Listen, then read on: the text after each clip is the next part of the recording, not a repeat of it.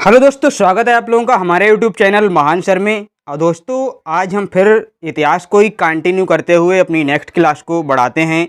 पिछली क्लास में हमने पढ़ा था कि जो जो गवर्नर और गवर्नर जनरल थे, वायसराय थे, उनके बारे में हमने पढ़ा था। और उसमें मैंने जो गवर्नर जनरल में पढ़ा रहा था तो उसमें थोड़ी सी एक मिस्टेक हो गई थी। मैंने उसमें मैं कुछ भूल सा रहा था। मैंने उसमें बताया नहीं था कि इसमें ये कौन सा है, वहाँ पे कर्जन लिखा हुआ था। तो सबसे पहले तो मैं आपको वही बता देता हूँ, फिर आगे की तरफ बढ़ता हूँ। मैंने कर्जन को लिख रखा था, मुझे कॉपी पेस्ट किया था तो मुझे याद नहीं रहा था कि यहाँ पे क्या करना था और मैं भी भूल गया था। तो यहाँ पे जो 1916 से लेके 1921 तक जो वायसराय रहे थे, वो चेम्सफोर्ड रहे थे। और चेम्सफोर्ड के काल में ही आपको मैं बताता हूँ कि लखनऊ पैक्ट हुआ, खिलाफत आंदोलन, सेडलर आयोग 1917 में गठन हुआ, जलियांवाला बाग का हत्याकांड, ये सारे के सारे चीज़ें आपके चेम्सफोर्ड के काल में हुए थे। और इसीलिए मैंने उसकी पीडीएफ भी उस पर नहीं डाली है टेलीग्राम पे। अब मैं इसकी पीडीएफ डाल दूंगा तो आप लोगों को इसकी पीडीएफ आज की क्लास के साथ ही मिल जाएगी, तो आप लोग उसको देख पाएंगे। तो बढ़ते हैं अपने नेक्स्ट जो आज का अध्याय है उसकी तरफ। जो हमको पढ़ना है बेसिकली वो हमको पढ़ना है धर्म सुधार आंदोलन, सामाजिक एवं सांस्कृतिक आंदोलन। और ये वो आंदोलन है जैसे कि जब 1858 के बाद जो क्या होता है क्रांतिकारी घटनाएं हुई थी, उससे पहले भी आंदोलन चल रहे थे, उसके बाद भी चल रहे थे। जो स्वतंत्रता संग्राम चला था उसके पहले से ही आपके धार्मिक सुधार आंदोलन चल रहे थे, जिसमें राजा राम मोहन राय, आपके स्वामी विवेकानंद, दयानंद सरस्वती, ऐसे ऐसे लोग आएंगे और भी लोग आएंगे, ईश्वर चंद्र विद्यासागर जैसे लोग, जो कि ये धार्मिक कुरीतियों को तो दूर करने की कोशिश करेंगे ही करेंगे, लेकिन साथ साथ में ये क्या है स्वाधीनता आंदोलन को भी प्रोत्साहित करेंगे। अंग्रेज़ों के खिलाफ जो नीतियां हैं, जो अंग्रेज़ भारत में अपनी नीतियां फैला रहे हैं, उनके खिलाफ भी आंदोलन कराएंगे। तो आज हमको ये पढ़ना है और सबसे पहले जो हम पढ़ने वाले हैं वो राजा राम मोहन राय को पढ़ने वाले हैं। तो स्टार्ट करते हैं। स्टार्ट करने से पहले आप लोगों से मेरी एक गुजारिश है कि अगर अभी तक आप लोगों ने मेरे चैनल को सब्सक्राइब नहीं किया है तो चैनल को सब्सक्राइब कर लें और बेल आइकन को प्रेस कर लें ताकि वीडियो की नोटिफिकेशन आप लोगों को मिलती रहे। तो बढ़ते हैं आगे, स्टार्ट करते हैं। राजा राम मोहन राय। राजा राम मोहन राय भारतीय इतिहास में वो नाम है जिसके बिना भारतीय इतिहास अधूरा सा लगता है। अगर आप इतिहास को पढ़ते हैं, धार्मिक सुधार आंदोलन को पढ़ते हैं और अगर राजा राम मोहन राय से शुरुआत नहीं करते हैं तो ये धर्म सुधार आंदोलन के साथ एक नाइंसाफ़ी होगी। तो राजा राम मोहन राय इतना बड़ा नाम है तो इनके बारे में पढ़ते हैं। इनका जो जन्म हुआ था वो 1772 में हुआ था बंगाल में, और इनकी जो डेथ होती है वो 1833 ब्रिस्टल इंग्लैंड में होती है। कहाँ पे होती है? इंग्लैंड में, 1833 में। ये दो फैक्ट आपको बहुत ही ज़रूरी हैं जो आपको याद रखने हैं। अब इनके बारे में जानने की कोशिश करते हैं कि इन्होंने क्या क्या किया है, इनकी उपलब्धियों के बारे में बात करेंगे। इनको क्या कहा जाता है? इन्हें धर्म सुधार आंदोलन के अग्रदूत बोला जाता है। भारत में जो धर्म सुधार आंदोलन हुए, आधुनिक भारत की बात है, आधुनिक भारत में जो भी धर्म सुधार आंदोलन हुए उनका जो श्रेय जाता है वो राजा राम मोहन राय को जाता है। वो ही इनके अग्रदूत हैं। अग्रदूत आगे चलने वाले व्यक्ति, आगे चलने वाले दूत। और आधुनिक भारत का इन्हें निर्माता भी बोला जाता है। ये इनकी उपाधियां हैं। आधुनिक भारत का निर्माता, भारतीय पुनर्जागरण का जनक, भारतीय राष्ट्रवाद का जनक, अतीत और भविष्य के मध्य का सेतु, सेतु बोलते हैं पुल, अतीत और भविष्य के बीच का जो एक ब्रिज है, जो एक मीडिएटर है, वो भी इनको बोला जाता है। नव भारत का तारा या नव भारत का सितारा या भारत का तारा, ये कुछ भी अगर आपको आ जाए तो राजा राम मोहन राय ही आप मारेंगे। और भारतीय पत्रकारिता का इनको जनक भी बोला जाता है क्योंकि ये पत्रकार भी थे। उर्दू में भी इनके पत्र मिलते हैं, बांग्ला में भी मिलते हैं, इंग्लिश में भी मिलते हैं। तो ये बहुत बड़ा नाम है राजा राम मोहन राय। और इन्होंने जो भारत के लिए एक बहुत बड़ी उपलब्धि दी है उसके बारे में भी बात करेंगे। सती प्रथा जैसी चीज़ इन्होंने ही हटाई थी। इनके प्रयासों से ही वो ऐसा हो पाया था कि वो सती प्रथा ख़त्म हो पाई थी। अब इनके बारे में एक और उपाधि है। इनको जो राजा की उपाधि मिलती है, राजा राम मोहन राय को जो राजा की उपाधि मिली है वो अकबर द्वितीय ने दी थी। अकबर द्वितीय ये भी एक राजा ही था, मुग़ल सम्राट, मुग़ल साम्राज्य का। और इसके पेंशन के मामले में इसने ये दी थी। पेंशन के मामले में अंग्रेज मतलब इसकी पेंशन को नहीं दे रहे थे, तो राजा राम मोहन राय ने वो पेंशन इसकी चालू करवाई थी अकबर द्वितीय की, और इसी कारण अकबर द्वितीय ने राजा राम मोहन राय को राजा की उपाधि दी थी। आगे बढ़ते हैं दोस्तों, आगे बढ़ते हैं। अब इनके कारनामों के बारे में पढ़ते हैं, इनके मतलब पूरा का पूरा लाइफ इनको पढ़ लेते हैं। तो 1809 से 1814 तक ये ईस्ट इंडिया में इन्होंने काम किया। ईस्ट इंडिया में मतलब एक तरीके से जॉब की, क्योंकि अपनी रोजीमर्रा रोजगार के लिए कुछ तो करना ही होता है। तो ये 1814 तक इन्होंने 1809 से काम किया, और 1809 में इनकी एक पुस्तक आई थी। 1809 में जब ये वहाँ पे ईस्ट इंडिया में काम कर रहे थे, तो इनकी एक पुस्तक आई थी तुहफातुल मुवाहिदीन। ये फारसी भाषा की पुस्तक थी दोस्तों। किस भाषा की थी? किस भाषा की पुस्तक थी इनकी? फारसी भाषा की इनकी पुस्तक थी। ये पूछा जाता है कि इनकी जो पुस्तक है तुहफातुल मुवाहिदीन ये किस भाषा में है, तो ये फारसी भाषा में है। और ये किस लिए आई थी? एक ईश्वरवाद के लिए। इन्होंने मतलब एक ईश्वरवाद का क्या है सिद्धांत को दिया, जन्म दिया था। जन्म क्या दिया था? इन्होंने एक बताया था कि ईश्वर एक है और एक ही की हमें पूजा करनी चाहिए। इनका कहने का मतलब सीधा सीधा कुछ और ही था कि लोगों को एकता के सूत्र में बांधने का इनका मकसद था। और 1815 में आत्मीय सभा का इन्होंने गठन किया था। ये संस्थाएं हैं, बड़ी एग्जाम में पूछी जाती हैं, तो इनको आपको पता होना चाहिए आत्मीय सभा का गठन कब हुआ, किसने किया? राजा राम मोहन राय ने। कब किया? 1815 में। और 1817 में कलकत्ता में हिंदू कॉलेज, जो प्रेसिडेंसी कॉलेज जिसको बोला जाता है, हिंदू कॉलेज की स्थापना की थी। और ये स्थापना किसके द्वारा हुई थी? डेविड हेयर के द्वारा हुई थी। ये डेविड हेयर के बारे में मैंने पिछली क्लास में भी बताया था, जब 1817 में जब मैं पढ़ा रहा था, जब वहाँ पे मैं गवर्नर जनरल के बारे में पढ़ा रहा था, तब मैंने ये बताया था। संस्थापक डेविड हेयर थे, किसके? इस हिंदू कॉलेज के।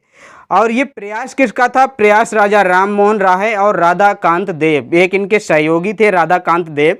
ये दोनों साथ साथ अपने आंदोलन को चला रहे थे। तो राजा राम मोहन राय के ही प्रयासों से हिंदू यानी कि प्रेसिडेंसी कॉलेज की स्थापना हुई 1817 में। और 1820 में इन्होंने प्रेसेट ऑफ जीसस बुक लिखी, एक बुक लिखी प्रेसेट ऑफ जीसस। ये ईसाई धर्म से संबंधित है। ईसाई धर्म की जो शाखाएं हैं, न्यू टेस्टामेंट और ओल्ड टेस्टामेंट, कैथोलिक और प्रोटेस्टेंट जो धर्म है, इन्होंने उसकी कमियों को उजागर किया। न्यू टेस्टामेंट जो एक शाखा है, मतलब क्या बोलता हूँ मैं, ईसाई धर्म की, तो उनकी कमियों को उजागर किया था इन्होंने। किन्होंने? राजा राम मोहन राय ने। किस बुक में? Preset of Jesus. बहुत इंपॉर्टेंट बुक है, पूछा जाता है प्रेसेट ऑफ जीसस बुक किसकी है, तो आप सीधे सीधे किसी अंग्रेज को लगा देंगे, लेकिन ये किसकी है? राजा राम मोहन राय की ये पुस्तक है। अब 1821 में संवाद कौमुदी नामक इनका एक पत्र शुरू हुआ। पत्र बोले तो साप्ताहिक एक क्या बोलते हैं पत्र आपका आया, बांग्ला भाषा में आया। क्या आया? ये बांग्ला भाषा में इन्होंने एक अखबार स्टार्ट किया अपना, संवाद कौमुदी नामक से, बांग्ला भाषा में साप्ताहिक शुरू किया। और 1821 में इनका एक और अखबार आया, मिरातुल अखबार, जो कि आपका फारसी भाषा में था। और ये भी आपका क्या था? इनका साप्ताहिक ही स्टार्ट हुआ था, मतलब ये सप्ताह में एक बार ही छपता था। और इस मिरातुल अखबार में क्या है, 1823 को लाइसेंसी एक्ट के द्वारा इसको जब्त कर दिया गया। इस मिरातुल अखबार को जब्त कर लिया गया लाइसेंसी एक्ट के तहत। एक एक्ट आया था लाइसेंसी एक्ट, जिसके तहत मतलब जो अखबार थे, जो प्रेस थी, उस पर एक तरीके से रेस्ट्रिक्शन लगाया जा रहा था। तो ये अखबार जब्त हो गया था राजा राम मोहन राय का। और 1825 में इन्होंने वेदांत कॉलेज की स्थापना की थी। पूछा जाता है वेदांत कॉलेज की स्थापना किसने की थी, तो राजा राम मोहन राय ने वेदांत कॉलेज की स्थापना की थी। आगे बढ़ते हैं दोस्तों, आगे इनकी एक बहुत इम्पोर्टेंट एक इन्होंने संस्था चलाई थी, ब्रह्म समाज। और ये ब्रह्म समाज आगे कई एक पीढ़ियों में चलेगी, मतलब कई एक जो विद्वान हैं, कई एक जो इनके सहयोगी हैं, वो आगे इसको लेके जाएंगे, तो उसके बारे में भी पढ़ेंगे। अब यहाँ पे बहुत इंपॉर्टेंट चीज़ें हैं, मैं एक एक चीज़ आपको बताने वाला हूँ। देखिए, ब्रह्म समाज, सबसे पहले तो आपको पता होना चाहिए ब्रह्म समाज की स्थापना कब हुई। 20 अगस्त 1828 को इसकी स्थापना होती है। अब ब्रह्म समाज ये किसके द्वारा इसकी स्थापना की गई, तो राजा राम मोहन राय के द्वारा। किसके द्वारा? राजा राम मोहन राय के द्वारा ब्रह्म समाज की स्थापना की गई। 1828 में ब्रह्म समाज की स्थापना धार्मिक कुरीतियों को रोकने के लिए की गई। जो धर्म में जो मतलब बुराइयां आ गई थी उनको रोकने के लिए इन्होंने कुछ चीज़ें बताई थी कि आप ये चीज़ मत करो, जैसे कि आप अंधविश्वास में मत पड़ो, आप मूर्ति पूजा, ऐसी बहुत सी चीज़ें, आप बाल विवाह, बहु विवाह, ये सारी चीज़ें इन्होंने मतलब पर्दा प्रथा, जाति प्रथा और बहुत सी ऐसी सती प्रथा, ऐसी चीज़ें इन्होंने रोकने का काम किया था। वही धार्मिक कुरीतियाँ यही होती हैं आपकी सारी की सारी, और कोई अलग थोड़ी ना होती हैं धार्मिक कुरीतियाँ। अब 1829 में इन्हीं के प्रयासों से सती प्रथा पर रोक लगाई गई। राजा राम मोहन राय और विलियम बेंटिंक, जो उस टाइम पे जो गवर्नर जनरल थे, भारत के गवर्नर जनरल जो बने थे, वो विलियम बेंटिंक बने थे गवर्नर जनरल। तो उन्हीं के प्रयासों से और राजा राम मोहन राय के प्रयासों से सती प्रथा पर एंड हुआ, सती प्रथा का अंत हुआ। और ये वो सती प्रथा है जो वैदिक काल से चली आ रही है। 2000 साल बाद आज उसका क्या है, 2-3 हज़ार साल बाद उसका क्या हुआ, एंड हुआ जाके। जो पिछले मतलब 3000-4000 सालों से चली आ रही है, वो प्रथा आज क्या है, 1829 में जाके बंद हुई, वो भी विलियम बेंटिंक और राजा राम मोहन राय के प्रयासों से। ये बहुत भयानक प्रथा थी, आप इमेज में आपको देख सकते हैं। और मैंने आपको इस इमेज के बारे में तो बताया ही नहीं, ये ब्रह्म समाज है। ब्रह्म समाज एक्चुअल में था क्या, उसको भी आप समझ लीजिए। ब्रह्म समाज कोई ऐसा नहीं मतलब कोई बिल्डिंग बनी हुई थी। ब्रह्म समाज लोगों का एक ग्रुप था, उसमें विद्वान लोग शामिल हुआ करते थे और वो अपने तरीके से उन नीतियों को डिसाइड करते थे जो धर्म के लिए अच्छी होती थी, जिनसे समाज की जो कुछ बुराइयां हैं वो दूर होती थी। और उन्हीं के प्रयासों से ये सती प्रथा का एंड हुआ था। यही मतलब ब्रह्म समाज जो आया था उसी का ये प्रयास था राजा राम मोहन राय के द्वारा कि ये सती प्रथा का एंड हुआ था। अब यहाँ पे देखिए आप, सती प्रथा यहाँ पे किस तरह से फैली हुई थी। देखिए मैं यहाँ पे थोड़ा सा इसको जूम करने की कोशिश करता हूँ। ये आपको एक इमेज आपको दिख रही होगी, इस इमेज में आप लोग देखने की कोशिश कीजिए कि ये क्या है। यहाँ पे एक व्यक्ति की डेथ हो गई है, वो इस मतलब जो क्या बोलते हैं अर्थी जो है, जो मतलब जो क्रिया है, चिता है, उस पर आपका क्या है, ये लेटा हुआ है। उसके साथ में उसकी पत्नी को भी क्या है, उसके साथ रख दिया गया है। जबकि ये पत्नी अभी भी जिंदा है, उसको भी यहाँ पे रख दिया गया है और उसको भी इसी के साथ जला दिया जाता था। तो ये वो प्रथा थी जो कि सती प्रथा कहलाती थी। इस प्रथा को रोका था आपके किसने, राजा राम मोहन राय ने। और बहुत से मतलब ऐसे लोगों को जलने से बचा लिया था जो मतलब जिनका कोई दोष भी नहीं होता था और उनको पति के साथ जला दिया जाता था। जबकि अगर किसी की पत्नी मर जाती थी तो पति के साथ ऐसा नहीं होता था। तो ये बहुत भयंकर प्रथा थी और इसको एंड कर दिया था राजा राम मोहन राय ने।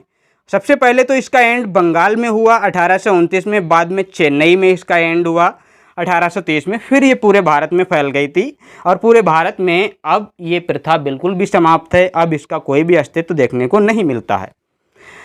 फिर 1833 में क्या हुआ, इनकी मृत्यु होती है ब्रिस्टल इंग्लैंड में और वहीं पे इनकी क्या है, समाधि है। ये मूर्ति इनकी वहीं पे बनी हुई है, इंग्लैंड ब्रिस्टल में बनी हुई है। तो पूछा भी जाता है कि वो कौन सा व्यक्ति है जिसकी मृत्यु मतलब इंग्लैंड में हुई है और वहाँ पे समाधि भी बनी हुई है। तो वो राजा राम मोहन राय हैं, आपको याद रखना है।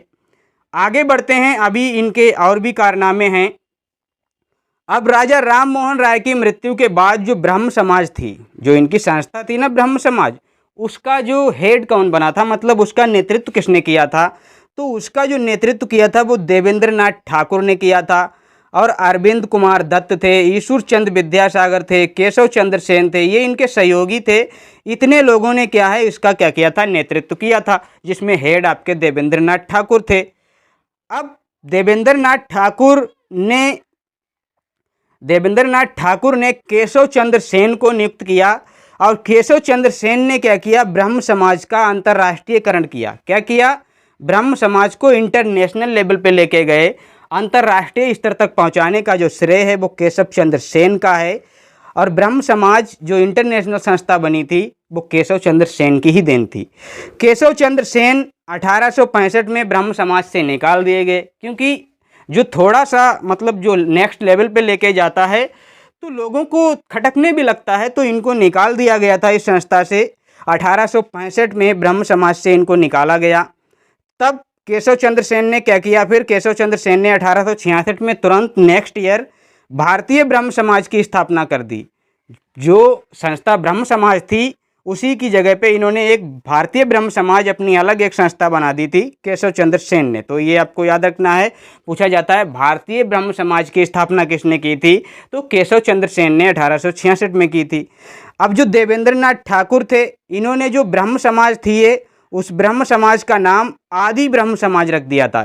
क्या नाम रख दिया था, आदि ब्रह्म समाज, क्योंकि एक नई संस्था जो आ गई थी भारतीय ब्रह्म समाज, इसीलिए इन्होंने उस ब्रह्म समाज का नाम बदल के आदि ब्रह्म समाज रख दिया था। तो देवेंद्र नाथ ठाकुर ने ऐसा किया था और ये 1867 में किया था। अब उसके बाद क्या हुआ, 1872 में एक नेटिव मैरिज एक्ट आता है। ये सारी संस्थाएं क्या हो रही थी, मतलब जो समाज में कुरीतियां थी उन्हीं को दूर करने के लिए आ रही थी। अब एक एक्ट आया नेटिव मैरिज एक्ट। ये नेटिव मैरिज एक्ट क्या था, लड़की की आयु इसमें शादी के लिए 14 वर्ष निर्धारित की गई थी। लड़की की आयु शादी के लिए क्या थी, 14 वर्ष यहाँ पे निर्धारित की गई थी। और ये जो नेटिव मैरिज एक्ट था ये ईशुचंद विद्यासागर की ही देन थी। अभी आगे मैं बात करूंगा ईशुचंद विद्यासागर की, तब मैं इसके बारे में एक बार और बताऊंगा नेटिव मैरिज एक्ट के बारे में। फिलहाल तो आगे बढ़ते हैं और आगे की संस्था के बारे में बात करते हैं। केशव चंद्र सेन ने 1873 में अपनी पुत्री का विवाह अल्प आयु में कर दिया। देखिए यहाँ पे जो नेटिव मैरिज एक्ट है ये बता रहा है कि 1872 में लड़की की जो शादी की जो उम्र है वो 14 वर्ष होनी चाहिए, लेकिन नेक्स्ट साल ही मतलब नेक्स्ट ईयर ही 1873 में केशव चंद्र सेन ने अपनी पुत्री का विवाह अल्प आयु में कर दिया था। अल्प आयु का मतलब आप समझते हैं कि 14 वर्ष से भी कम आयु में कर दिया गया था। अब जैसे ही इन्होंने ये किया, और इन्होंने ही मतलब ये कानून में तो ये सभी लोग शामिल थे नेटिव मैरिज एक्ट में कि 14 वर्ष होनी चाहिए। अब इन्होंने क्या कर दिया, कम उम्र में अपनी ही लड़की की शादी कर दी, तो लोग इनके खिलाफ हो गए थे। इसीलिए क्या हुआ था, इसीलिए इसमें क्या हुआ था, फिर से इनके साथ क्या होता है, एक तरीके से एक और विभाजन होता है आपका इसमें, और फिर से इनसे लोग खफा हो जाते हैं। किनसे, इन्हीं से। तो केशव चंद्र सेन से नाराज लोगों ने क्या कर दिया था, साधारण ब्रह्म समाज की स्थापना कर दी थी। अभी तक इनकी भारतीय ब्रह्म समाज थी और भारतीय ब्रह्म समाज में रहकर ही इन्होंने ये नेटिव मैरिज एक्ट का कॉन्सेप्ट लाए थे कि 14 वर्ष लड़की की शादी की उम्र होनी चाहिए। और बाद में इन्होंने अपनी ही पुत्री का विवाह कम उम्र में कर दिया। तभी इनसे जो लोग नाराज हुए, उन्होंने भारतीय मतलब साधारण ब्रह्म समाज की स्थापना 1878 में कर दी, जिसके बोस कौन थे, आनंद मोहन बोस और शिवनाथ शास्त्री इसके हेड मतलब बने थे। तो आपको समझ आया होगा मतलब मैंने यहाँ पे क्या बताने की कोशिश की है। तो इनसे जो लोग नाराज थे उन्होंने साधारण ब्रह्म समाज की स्थापना कर दी, जो जिनमें आपके आनंद मोहन बोस थे, शिवनाथ शास्त्री थे। अब आगे बढ़ते हैं, आगे और एक संस्था आती है प्रार्थना समाज। अभी हमने ब्रह्म समाज को पढ़ा, आगे आती है प्रार्थना समाज। अभी जो प्रार्थना समाज है इसके जो संस्थापक हैं वो आत्माराम पांडुरंग हैं, और ये संस्था 1867 में बनी थी। कहाँ बनी थी, 1867 में बम्बई में बनी थी। तो ये भी आपको पता होना चाहिए, 1867 में तो बनी थी, लेकिन कहाँ बनी थी, बम्बई में इसकी स्थापना हुई थी, आत्माराम पांडुरंग।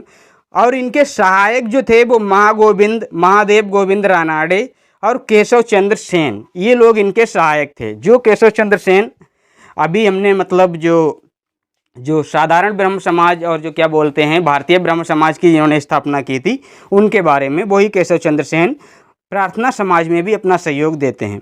इसके बाद एक और संस्था आती है यंग बंग आंदोलन। ये सारी की सारी संस्थाएं जो भारतीय मतलब परंपरा में, भारतीय जो दर्शन में, भारतीय इतिहास में जो बुराइयां थीं, मतलब समाज में जो बुराइयां थीं उनको दूर करने के लिए आई थीं। अब यंग बंग आंदोलन 1826 से 31 तक चला। किसने चलाया था, हेनरी विवियन डिरेजियो ने।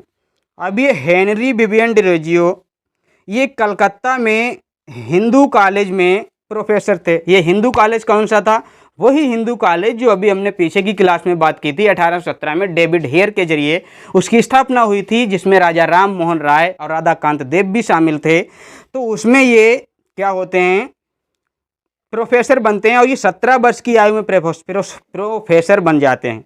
अब इनके यहाँ पे देखिए, ये 1809 में इनकी क्या है जन्म हुआ था, 1831 में इनकी डेथ हो जाती है, यानी कि कुल इनकी लाइफ 26 वर्ष की आयु होती है हेनरी विवियन डिरेजियो की। और ये जो यंग बंग आंदोलन आया था, ये क्यों आया था, पुराने जो गलत रीति रिवाज थे उनको ख़त्म करने के लिए इस यंग बंग आंदोलन को लाया गया था। तो सारी बातें आप लोगों को समझ में आ रही होंगी। अगर कहीं पर भी कोई भी बात समझ में नहीं आती है तो कमेंट करके बताना, मैं उन सारी चीज़ों को स्पष्ट कर दूंगा।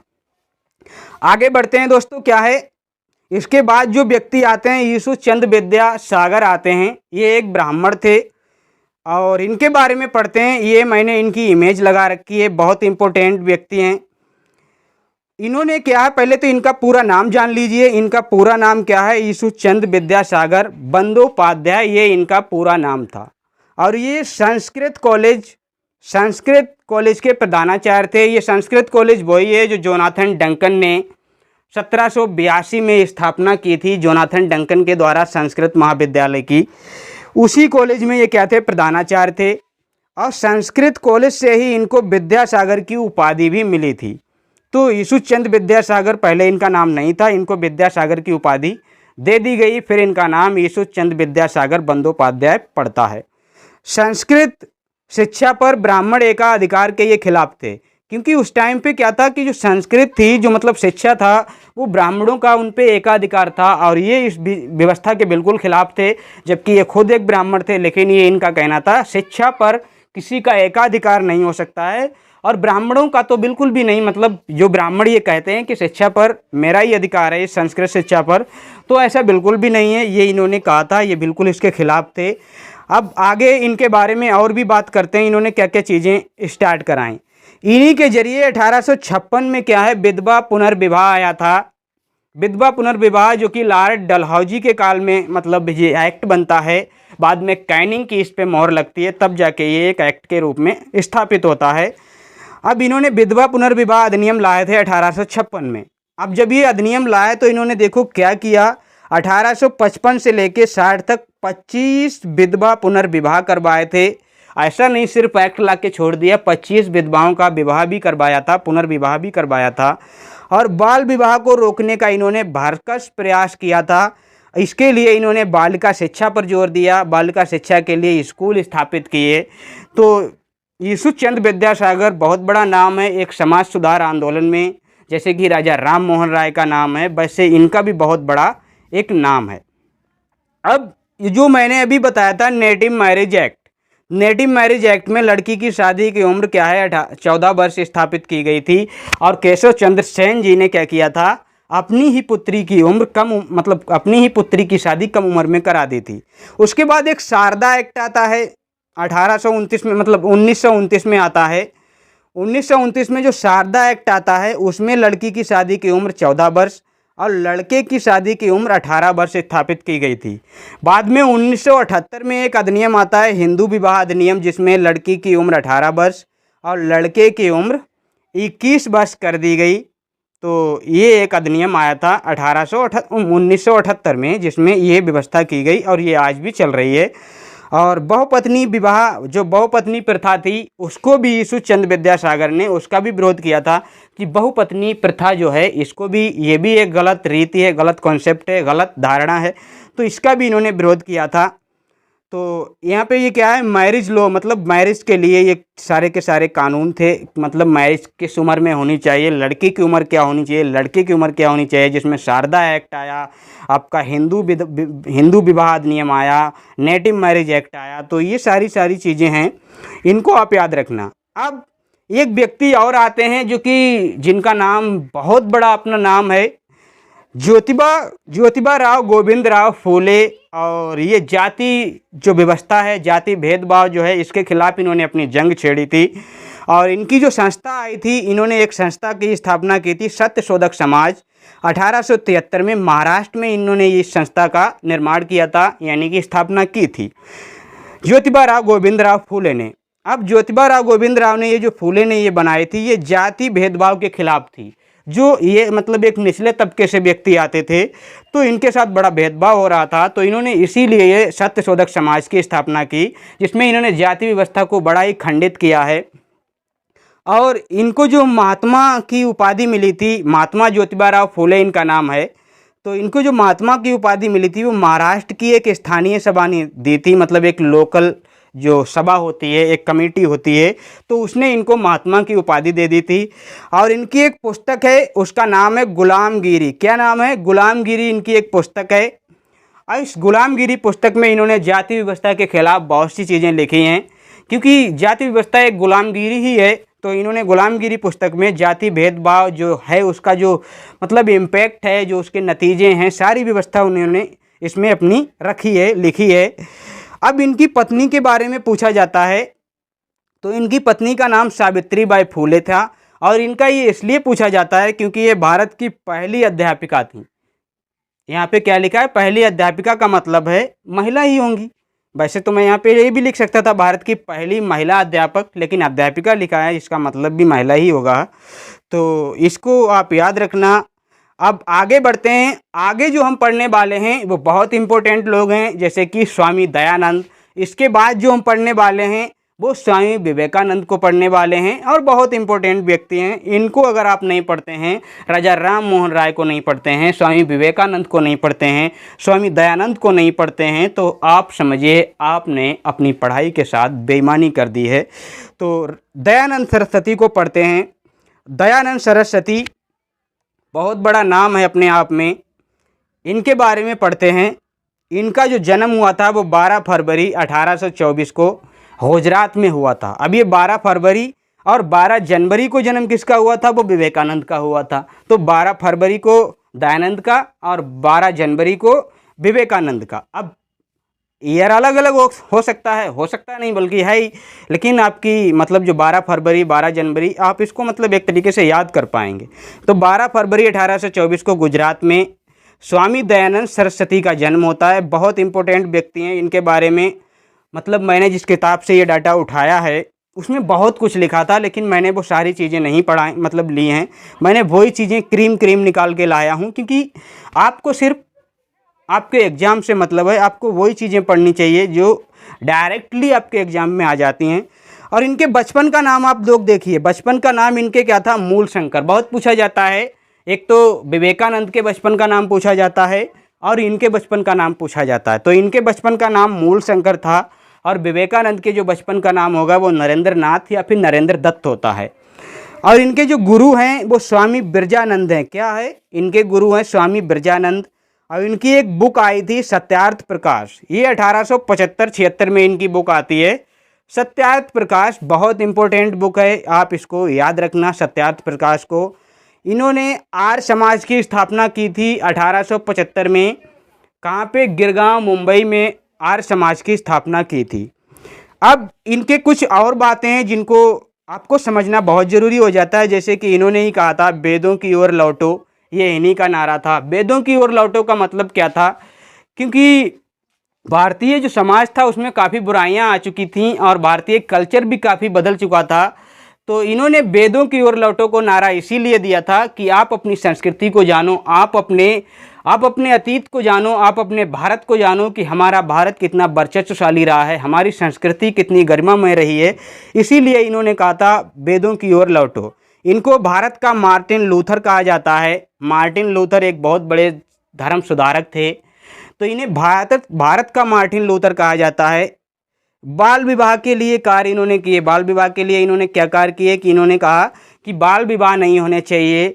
और जो लड़की की उम्र है इन्होंने 16 वर्ष बताई थी और लड़के की उम्र इन्होंने 25 वर्ष बताई थी। अब आप लोगों को ये देख के लग रहा होगा ये 16 जो है ये 4 का स्क्वायर है और 25 जो है ये 5 का स्क्वायर है। तो ऐसा कुछ भी नहीं है, ये इन्होंने अपना कॉन्सेप्ट दिया था। तो इन्होंने बाल विवाह के लिए काम किए हैं, सीधा सीधा कहने का मतलब ये है। अब जैसे इनकी एक संस्था थी आर्य समाज, ऐसे ही एक और संस्था बनी आर्य महिला समाज। और ये आर्य महिला समाज किसने बनाई थी? 1833 में पंडिता रमाबाई ने बनाई थी। एक महिला थी पंडिता रमाबाई जिन्होंने आर्य महिला समाज की स्थापना की थी। तो इसका भी कॉन्सेप्ट बिल्कुल सेम ही था आर्य समाज की तरह, बस ये महिला थी क्योंकि इसमें महिलाएं शामिल हो सकती थीं और इसकी जो हेड थी वो महिला थी, पंडिता रमाबाई थी। 1833 में इन्होंने बनाई थी। अब आर्य समाज से जुड़े कुछ पत्र हैं जो कि आपके राजा राम मोहन राय के ही हैं।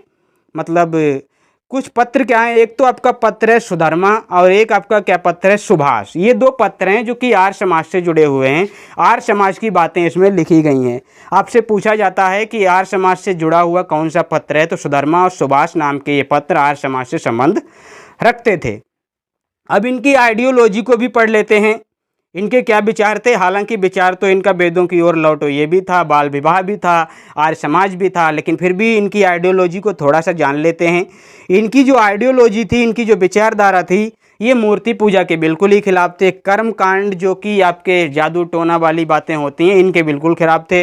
अनुष्ठान जो होते हैं, जैसे कि आप जो भी आप अनुष्ठान कराते हैं बच्चे की पैदाइश पे, उसके कुछ भी मुंडन, ऐसी चीज़ें, ये अनुष्ठान वगैरह, इन सारी चीज़ों को ये खंडित करते थे। अवतारवाद को ये नहीं मानते थे। अवतारवाद का जो कॉन्सेप्ट है, ये बिल्कुल भी इसमें विश्वास नहीं करते थे। और बहुदेववाद, बहुदेव मतलब बहुत सारे देवता हैं, बहुत सारे गॉड हैं, बहुत सारे गॉडेस हैं, इनका भी इन्होंने विरोध किया है। कहने का मतलब इनका यही था कि ओनली ईश्वर एक है, और इन्होंने उसी पे काम किया था। शूद्रों और महिलाओं का उत्थान के लिए इन्होंने बात की। अस्पृश्यता का इन्होंने विरोध किया। अस्पृश्यता क्या होती है? अस्पृश्यता एक होती है बीमारी, और ये वो बीमारी है छुआछूत की बीमारी, कि अगर आपको किसी ने मतलब टच कर दिया तो आप अपवित्र हो जाएंगे किसी नीची जात के व्यक्ति ने।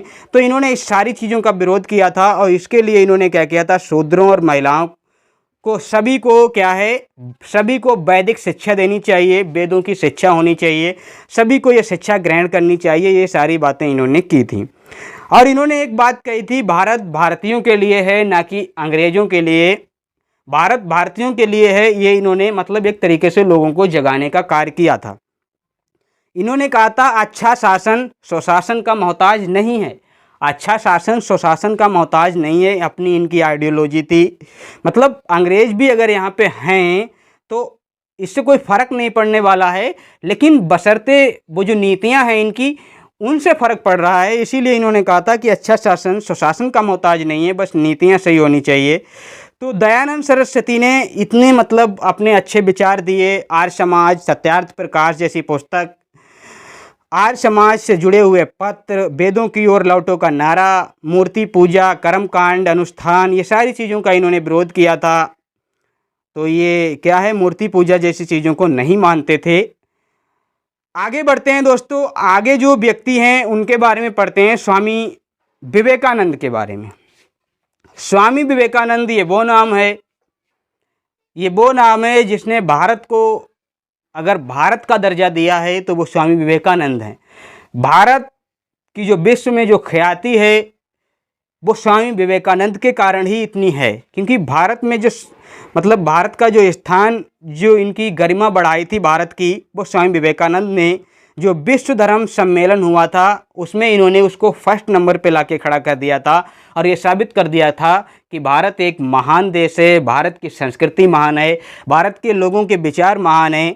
तो इन्हों मतलब ये बहुत बड़ा नाम है अपने आप में, सीधी सीधी बात कहने का ये मतलब है। अब इनके बारे में पढ़ने से पहले इनकी कुछ आइडियोलॉजीज़ को मैं बता देता हूँ। उस आइडियोलॉजीज़ को मैं आप लोगों को थोड़ा सा जूम करके दिखाता हूँ। इन्होंने क्या कहा है अपनी इस अपने कोर्ट में, क्या कहा है, इन्होंने कहा है everything is easy when you are busy. क्या कहा है, everything is easy when you are busy but nothing is easy when you are lazy. बहुत इंपॉर्टेंट बात है दोस्तों, बहुत इंपॉर्टेंट, कि हर चीज़ आसान हो जाती है जब आप किसी काम में बिजी हो जाते हैं, और हर काम मुश्किल हो जाता है जब आप किसी काम को लेके आलसी हो जाते हैं। तो ये बहुत बड़ी विचारधारा है, और इसको पढ़ के ही मुझे मोटिवेशन मिला है, और मैंने फिर से क्लास को बनाना स्टार्ट किया है।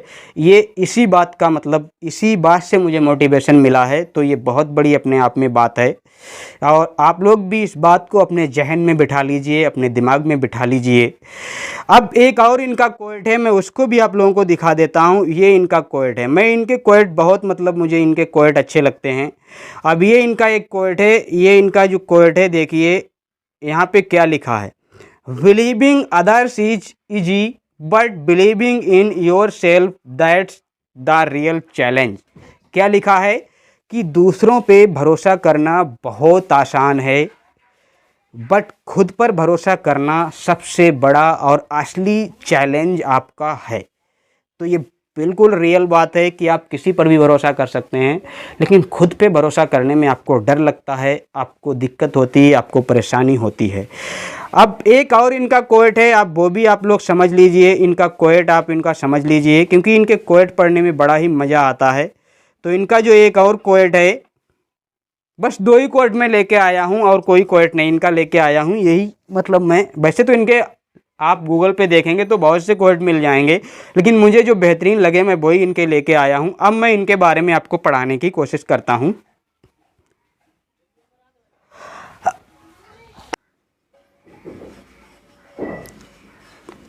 तो पढ़ते हैं इनके बारे में। अब इनका जो जन्म हुआ था दोस्तों 12 जनवरी 1863 को हुआ था, और 12 जनवरी को ही राष्ट्रीय युवा दिवस के रूप में इनके जन्म को मनाया जाता है। तो ये बहुत बड़ा नाम है अपने आप में। अब इनकी माता का नाम यहाँ पे मैंने लिख के लाया हूँ। इनकी माता का नाम भुवनेश्वरी है, इनके पिता का नाम विश्वनाथ है। ये मैंने इस तरह से इसलिए लिखा है ताकि एक ही पेज में सारा इनके बारे में पढ़ने को मिल जाए आप लोगों को। और इनके बचपन का नाम नरेंद्र दत्त था, और इनके भाई का नाम भूपेंद्र नाथ है। इनका नाम नरेंद्र दत्त भी मिलता है, नरेंद्र नाथ भी मिलता है, तो कन्फ्यूजन की कोई बात नहीं है, आपको दोनों ही पता होने चाहिए, नरेंद्र नाथ आ जाए या नरेंद्र दत्त, फिलहाल नरेंद्र तो उसमें होगा ही होगा। अब इनके गुरु का नाम क्या है? रामकृष्ण परमहंस, जो कि कलकत्ता विश्वविद्यालय के अध्यापक थे। क्या थे? कलकत्ता विश्वविद्यालय के ये अध्यापक थे, रामकृष्ण परमहंस, ये इनके गुरु थे। और इन्होंने अपने गुरु के नाम पर ही एक क्या है, एक संस्था चलाई थी जो 1897 में चलाई थी, जिसका नाम रामकृष्ण मिशन था। ये बेलूर में इन्होंने स्थापित की थी, अपने गुरु के नाम पर ये इनकी संस्था थी। तो पूछा जाता है रामकृष्ण मिशन की स्थापना किसने की थी? तो स्वामी विवेकानंद जी ने की थी। और स्वामी विवेकानंद जी की जो मृत्यु है वो 4 जुलाई 1902 को हो जाती है। तो ये बात आपको याद होनी चाहिए। अब इनका जो सबसे इम्पोर्टेंट फैक्ट है वो क्या है? शिकागो विश्व धर्म सम्मेलन, जो कि 11 सितंबर 1893 को हुआ था। ये एग्जैक्ट डेट आपको पता होनी चाहिए, 11 सितंबर 1893। विश्व धर्म सम्मेलन, शिकागो का विश्व धर्म सम्मेलन। ये शिकागो कहाँ है? अमेरिका में है, ये बात आपको याद रखनी है। अब इन्होंने उस विश्व धर्म सम्मेलन में क्या बोला था, ये यहाँ पे मैंने उसकी इमेज भी लगा रखी है विश्व धर्म सम्मेलन की। विवेकानंद इन शिकागो 1893, स्वामी विवेकानंद के शिकागो धर्म महासम्मेलन का भाषण वहाँ पे इन्होंने जो दिया था, उसमें एक भाषण तो इन्होंने बहुत सारे दिए, मतलब बहुत कुछ उसमें कहा था, लेकिन जो बहुत अच्छी बात बोली थी वो इन्होंने क्या बोली थी? पश्चिमी भौतिकवाद। पश्चिमी भौतिकवाद बोले तो अमेरिका, यूरोप जैसे ये पश्चिमी भौतिकवाद और भारतीय अध्यात्मवाद को अगर मिला दिया जाए तो एक चमत्कार होगा, मतलब एक विशेष रिजल्ट निकल के आएगा, एक अद्भुत चीज़ निकल के आएगी। ये इन्होंने बात बोली थी। वैसे तो इन्होंने बहुत सी चीज़ें बोली थी। अमेरिका के लोगों ने कहा था कि आपके भाषण सुन के, आपकी बातें सुन के मुझे ऐसा लगता है मुझे अपना धर्म परिवर्तित करके हिंदू धर्म में शामिल हो जाना चाहिए। और वहाँ पे हर धर्म के मतलब विशेषज्ञ आए थे, एक तरीके से जो हेड होते थे, जो बहुत बड़े विद्वान होते थे, वो बैठे हुए थे। और इन्होंने भारत के बारे में इतना कुछ बोला कि भारत को वहाँ पे फर्स्ट नंबर पे ला के खड़ा कर दिया था। तो लोगों ने इनसे कहा था कि हम आपके धर्म में शामिल होना चाहते हैं। तो इन्होंने एक बहुत अच्छी और बात बोली थी कि मैं यहाँ धर्म परिवर्तन के लिए नहीं आया हूँ, मैं यहाँ मतलब वैचारिक परिवर्तन के लिए आया हूँ, धर्म प्रचार के लिए आया हूँ, धर्म परिवर्तन के लिए नहीं आया हूँ। तो बहुत अच्छा कॉन्सेप्ट है इनका। और इनकी जो बुक्स हैं, इनके जो पत्र हैं, वो भी आप लोगों को पता होनी चाहिए। इनकी जो बुक्स हैं, इनकी बुक्स है कर्म योग है, ज्ञान योग है, राजयोग है, संगीत कल्पत्रु है, माय मास्टर, इंस्पायर्ड टॉक, ये इनकी सारी क्या हैं? ये सारी की सारी इनकी बुक्स हैं। और इनके 2 पत्र थे, एक उद्बोधन था जो कि बंगाली भाषा में था, और एक प्रबुद्ध भारत था जो कि इन्होंने अंग्रेजी भाषा में दिया था। तो ये इनके पत्र हैं। और इनके बारे में इतनी अगर आपको जानकारी है तो आपका स्वामी विवेकानंद से जो भी क्वेश्चन बनेगा वो आउट ऑफ सिलेबस नहीं जाएगा। ये मेरी मतलब गारंटी तो किसी बात की हो ही नहीं सकती, लेकिन ये मेरा दावा है कि ये मतलब यहाँ से क्वेश्चन आपका बन जाएगा अगर स्वामी विवेकानंद से बनता है तो। आगे बढ़ते हैं दोस्तों। अब आगे एक और सोसाइटी है, the servant of India society, जो कि 1905 में आई थी। इसने भी क्या है, इसने भी वही काम किए थे जो ये लोग कर रहे थे। ये भी एक क्या है, इन्होंने ये किसकी, पहले तो इसको जान लेते हैं ये किसने बनाई थी। ये गोपाल कृष्ण गोखले इसके संस्थापक हैं। और ईसाई मिशनरियों के विरुद्ध ये स्वाधीनता आंदोलन था, जो ईसाई लोग अपने धर्म का प्रचार कर रहे थे उसके खिलाफ ये एक स्वाधीनता आंदोलन था, मतलब अपने धर्म का प्रचार था। तो ये the servant of India society, इसने भी मतलब धर्म सुधार आंदोलन में अपना योगदान दिया था। और 1915 में गोखले जी की मृत्यु के बाद इस संगठन को श्रीनिवास शास्त्री ने आगे बढ़ाया था। तो ये आप लोगों को याद रखना है। इस संस्था के बारे में पूछा जाता है, सर्वेंट ऑफ इंडिया सोसाइटी कब बनी थी, तो 1905 में। किसने बनाई थी, तो गोपाल कृष्ण गोखले ने।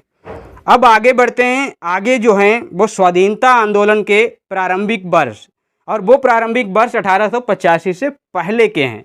मतलब 1885 से पहले स्वाधीनता आंदोलन के लिए क्या क्या कदम उठाए गए, क्या क्या आंदोलन हुए, उनके बारे में हमको पढ़ना है। क्या क्या संस्थाएं आईं, उनके बारे में हमें पढ़ना है।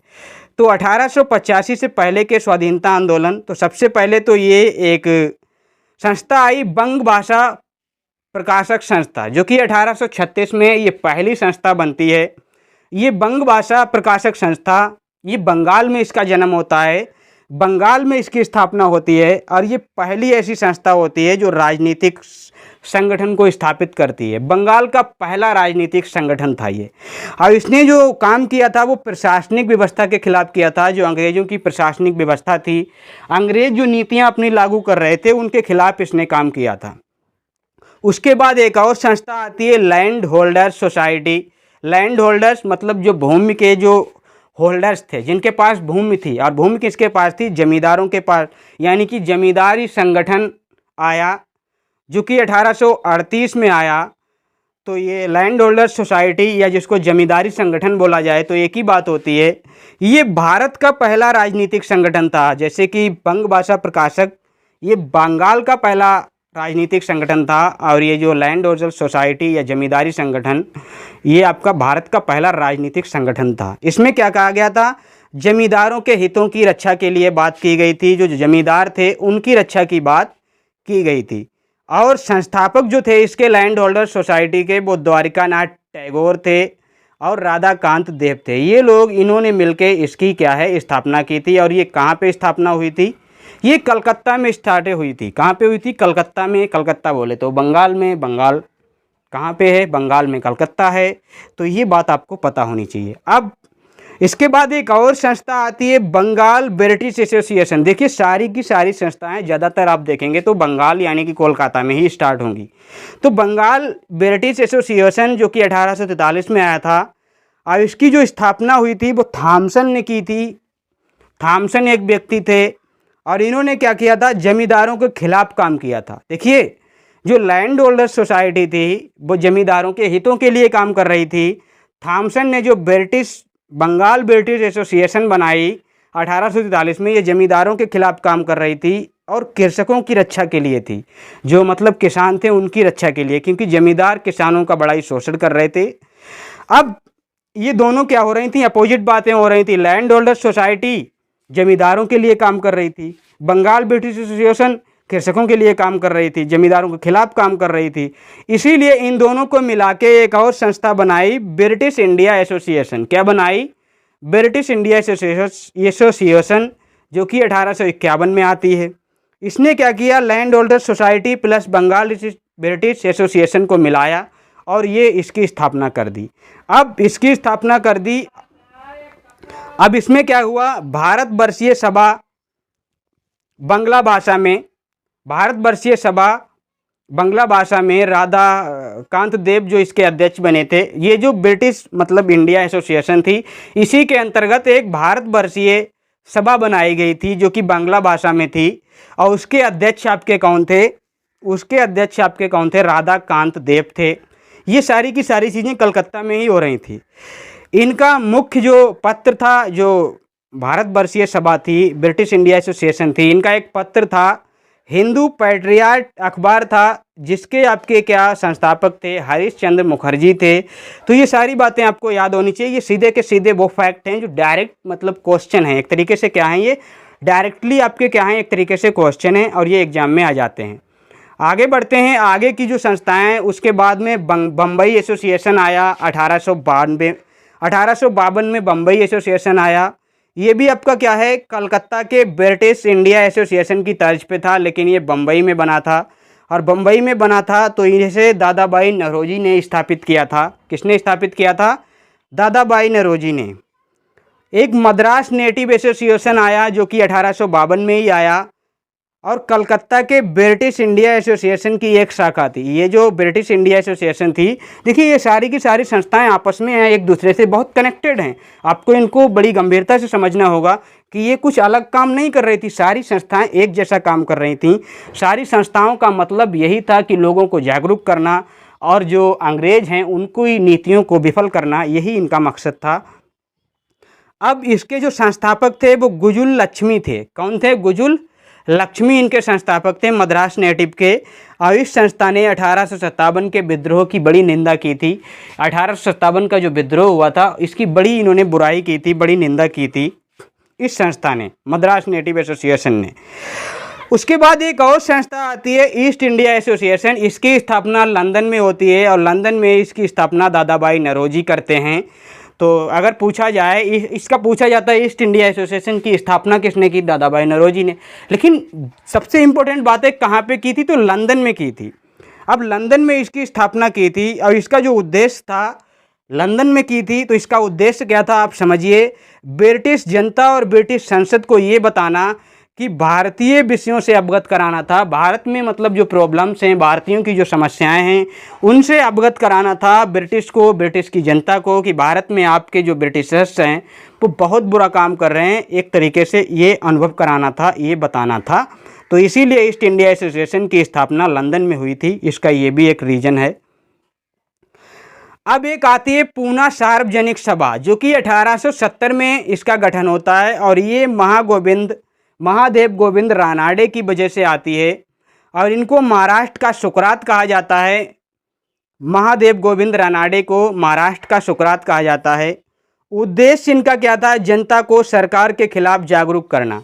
जो जनता थी उसको सरकार के खिलाफ जागरूक करना कि सरकार क्या कर रही है, सरकार की नीतियां क्या हैं, ये जागरूक करना इस पूना सार्वजनिक सभा का उद्देश्य था।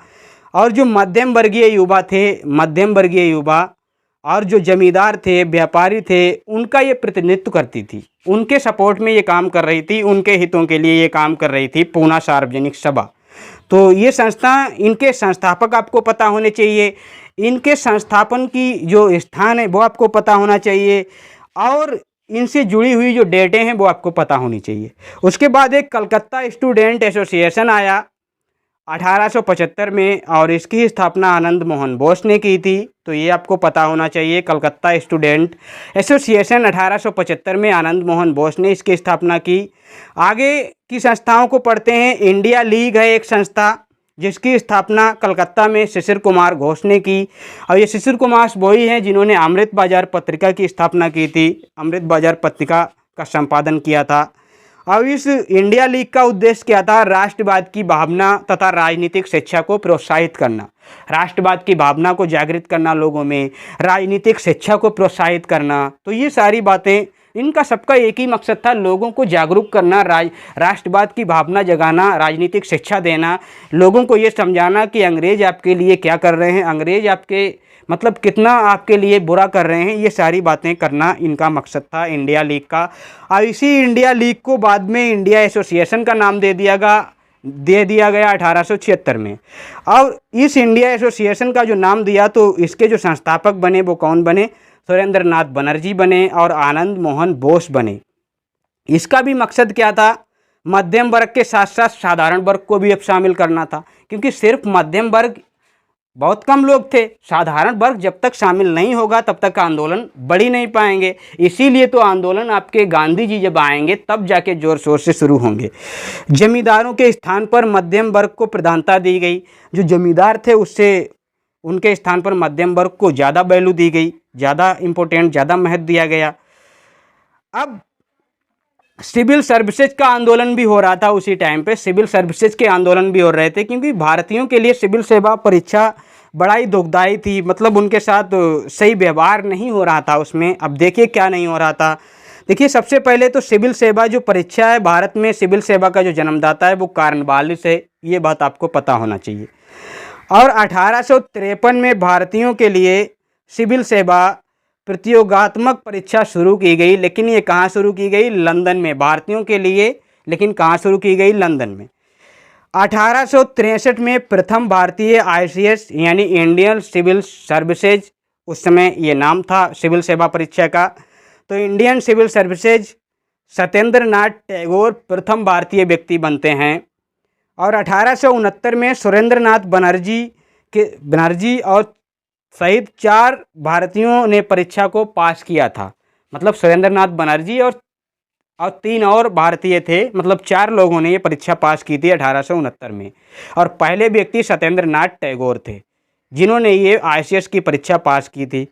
1874 में सुरेंद्र नाथ बनर्जी को बर्खास्त कर दिया गया था इस ICS के पद से कि आप में तो वो क्वालिटी नहीं है, आप मतलब इसके योग्य नहीं हो, आपको तो पता नहीं आपने कैसे नकल वकल करके आपने परीक्षा पास कर ली है, लेकिन आप इसके योग्य नहीं हो, ये कह के इनको हटा दिया गया था, बर्खास्त कर दिया गया था। तो मतलब भारतीयों के साथ आप समझ रहे हैं कितना विभेद हो रहा था, भेदभाव हो रहा था। और 1923 में जाके सिविल सेवा परीक्षा भारत में होना स्टार्ट हुई, जब जाके गांधी जी के आंदोलन हो रहे थे, तब जाके ये सारे काम हुए थे।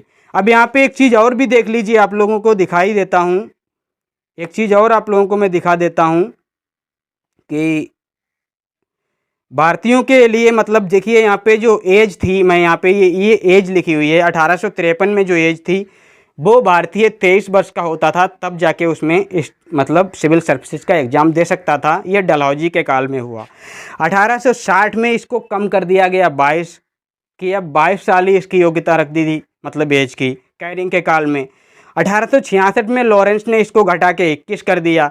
1878 में लिटिन ने इसको क्या कर दिया? 19 कर दिया। मतलब भारतीयता की परीक्षाओं को क्रैश ही ना कर पाए, कम उम्र में कम नॉलेज होता है तो क्रैश ही ना कर पाए।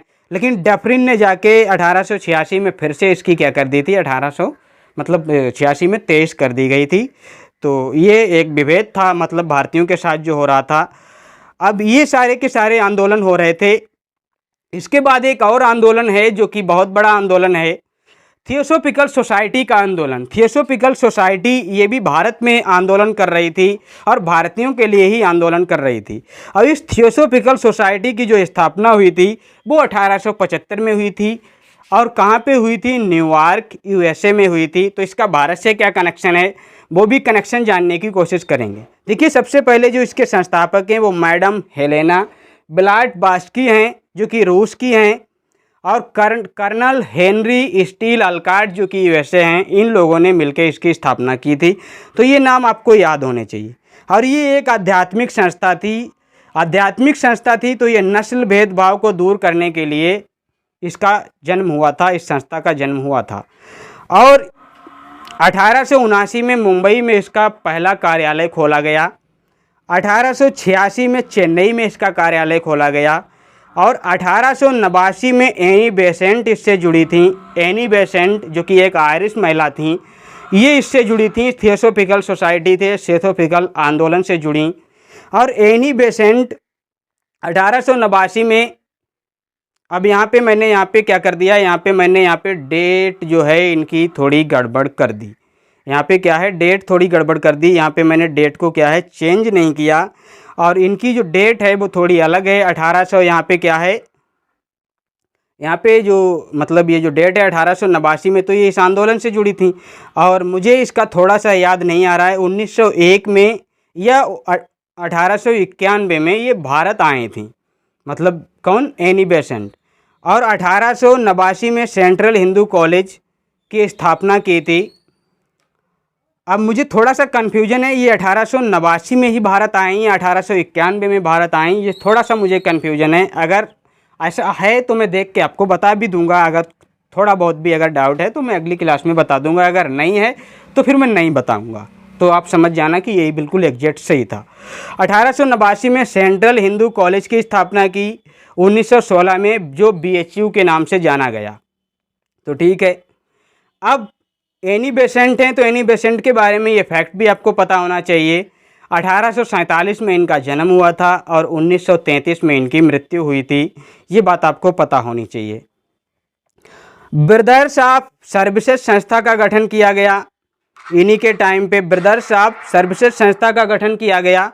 जातीय भेदभाव प्लस बाल विवाह को विरोध में, बाल विवाह को दूर करने के लिए ये संस्था की गठन किया गया था। 1907 में कर्नल जो अल्काट थे उनकी मृत्यु हो गई। बाद में एनी बेसेंट इसकी अध्यक्षा बनी। अध्यक्षा मतलब लेडीज जो होती है उसको अध्यक्षा बोलते हैं।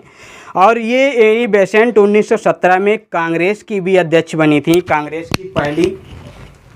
कांग्रेस की पहली जो महिला अध्यक्ष बनी थी वो एनी बेसेंट आपकी बनी थी। तो ये आपको पता होना चाहिए।